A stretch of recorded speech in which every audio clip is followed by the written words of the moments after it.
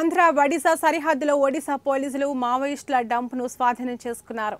దీనికి సంబంధించి ఒడిశాలోని మల్కన్గిరి జిల్లా ఎస్పీ వివేకానంద శర్మ తెలిపిన వివరాలు ఇలా ఉన్నాయి. మల్కన్గిరి జిల్లా ఎంవి 79 పోలీస్ స్టేషన్ పరిధిలోని మెట్టగూడ, కత్తనపల్లి, జినల్గూడ అటవీ ప్రాంతాల్లో మావోయిస్టులు సంచరిస్తున్నారని నిఘా వర్గాల నుంచి సమాచారం అందడంతో డీవీఎఫ్ పోలీసులు ఈ ప్రాంతాల్లో గాలింపు చర్యలు చేపట్టారు. మావోయిస్టుల భారీ డంప్ను పోలీసులు గుర్తించి వెలికితీశారు. డంప్లో ఒక ఎస్ఎల్ఆర్ రైఫిల్, 2 ఎస్ఎల్ఆర్ మ్యాగజైన్లతో పాటు పలు రకాల పేలుడు పదార్థాలు, మావోయిస్టుల విప్లవ సాహిత్యం లభ్యమైనట్లు ఎస్పీ పేర్కొన్నారు. భద్రతా బలగాలను హతమార్చేందుకే మావోయిస్టులు డంప్లో వీటిని దాచిపెట్టారని, ఈ dump Andhra Odisha border special zonal కమిటీకి చెందినదిగా అనుమానిస్తున్నట్లు ఎస్పీ తెలిపారు.